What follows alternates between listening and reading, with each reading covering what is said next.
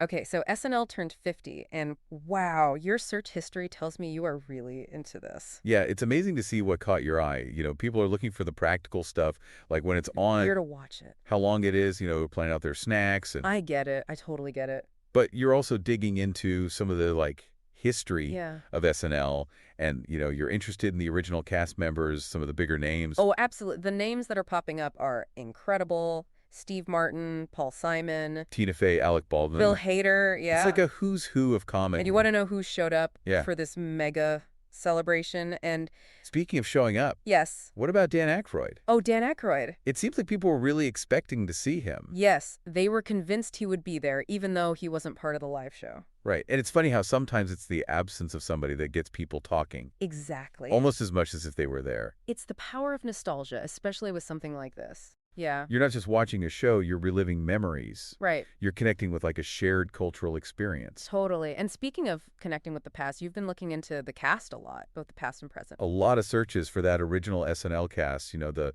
not ready for primetime players. Oh, yeah. Even specific names like Lorraine Newman. Lorraine Newman. Like you're piecing together the whole history. Yeah, absolutely. And it shows a real appreciation for the show's legacy and how it's caped comedy over 5 decades. Yeah, for sure. And along with the legendary names, there's also a little bit of a darker side to the search's SNL host murderer. Like, wow. Well, there is Robert Blake.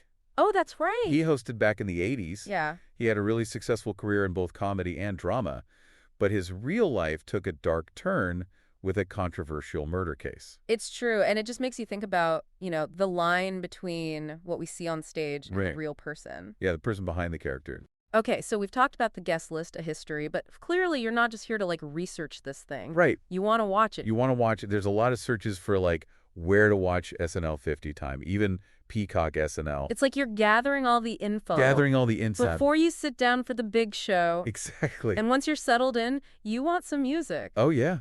Paul Simon, Simon and Garfunkel. McCartney. Like you're putting together your own little SNL concert. That's right. And it's not just the big names either. You're curious about the roots of SNL's musical legacy. Oh, yeah. You even searched for the first musical guest ever. Who was the first musical guest? Drum roll, please. It was Janet Ian. Oh, Back in 1975. Really? Famous for her hit song at 17.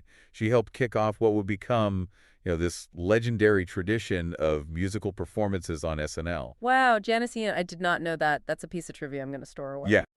And speaking of iconic moments, you also seem to be a really big fan of some of the classic SNL characters. Yes, Debbie Downer and Drunk Uncle keep popping up. Oh, yeah, those are comedy gold. Who hasn't, channeled their inner Debbie Downer Right. at some point? Like, oh, this cake is delicious, but it's probably full of trans fats. Yeah, and Drunk Uncle, at a family gathering, rambling on about the good old days. They're just instantly recognizable. Instantly. But what's fascinating is why these characters connect with people so much. What makes an SNL bit truly iconic? Well, let's break it down. It's more than just being funny. They tap into something deeper. I think a lot of it has to do with like universal experiences or anxieties. Oh, yeah. Like with Debbie Downer. Right. She embodies that person we all know. The one who can't resist pointing out the downsides. Of any situation. Of any situation. Yeah, like we're celebrating your new job, but studies show that most people end up unhappy in their career. Exactly.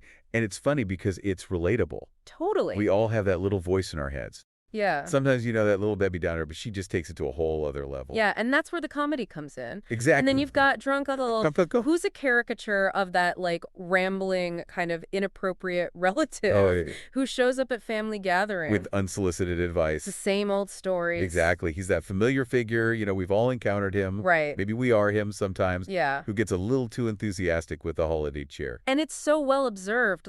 Yeah. They nail all the little quirks. The slurred speech. The catchphrases. The off-kilter logic. So recognizable. And it's not just random jokes. Yeah. It's like a carefully crafted persona that resonates with us because we see truth in it. Yeah, it's like they're holding up a funhouse mirror to our own family dynamics, Right. our social anxieties. And that familiarity is part of what makes those characters iconic.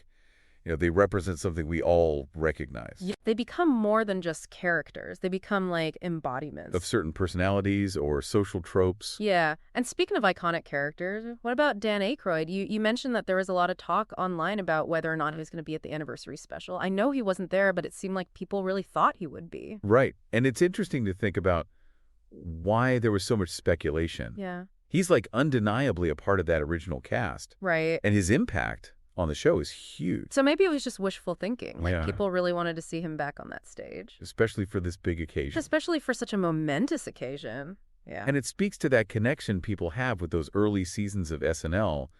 It was such a groundbreaking era. Sure. And those original cast members have a special place in our memories. It's like wanting your favorite band to get back together for one more show. Exactly. You know, that element of nostalgia. Yeah, and sometimes that anticipation can be so strong that it overrides reality.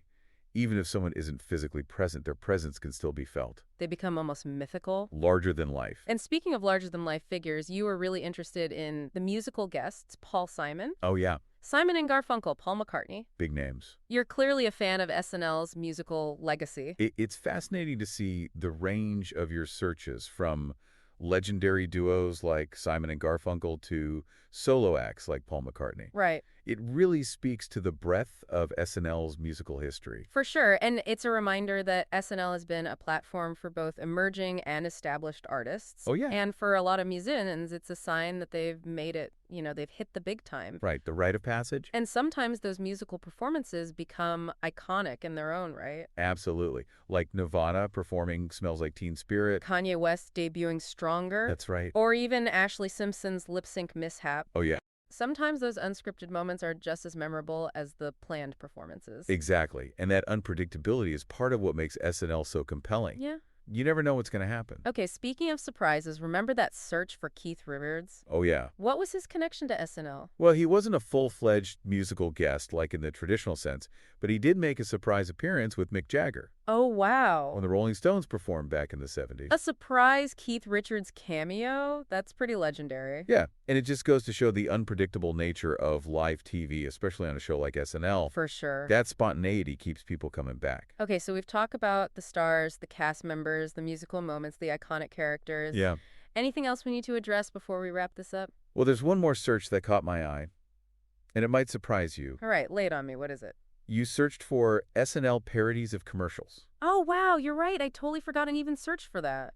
It's interesting because it highlights this, less talked about aspect of SNL. Oh, yeah. Their ability to really make fun of advertising. Yeah, some of my all-time favorite SNL moments are those fake commercials. Yeah. They're so over the top and ridiculous, but they also make you think. Exactly. They tap into our shared experience of being bombarded with advertising constantly. Yeah. And they just flip it on its head.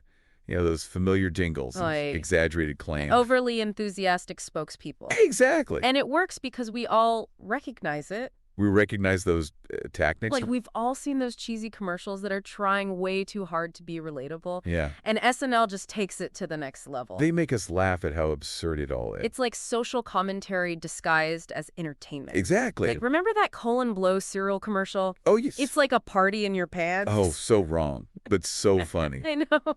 It's memorable because it takes this, everyday product and makes it outrageous. Right.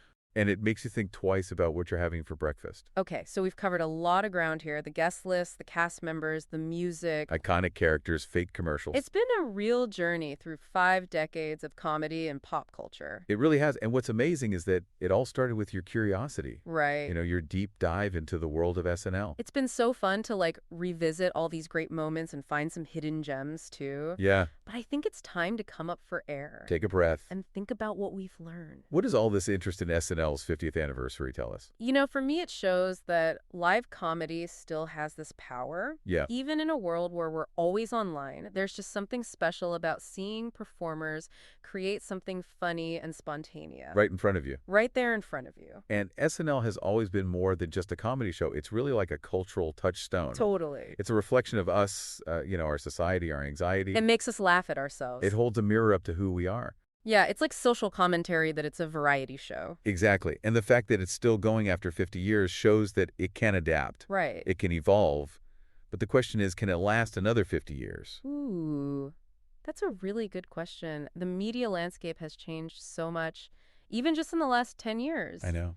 Can SNL stay relevant in a world of streaming and social media and just the constant demand for new content? It's definitely a challenge, but I think SNL has a few things going for it. Okay. First, it's live. Yeah. Which creates a sense of excitement that you don't get with something pre-recorded. It's true. There's always that risk that something could go wrong. Exactly. Which sometimes makes it even funnier. And second, SNL has always been this amazing place for finding new comedic talent. Oh, yeah. It launched the careers of so many stars. From Eddie Murphy to Tina Fey. Will Ferrell, Kate McKinnon. Yeah. If they keep finding new talent, they'll stay relevant. And they're not afraid to push the envelope and talk about what's happening in the world. Which keeps it fresh. Ex- So the future of SNL may be uncertain, but I think it has the potential to keep going for years to come. Right.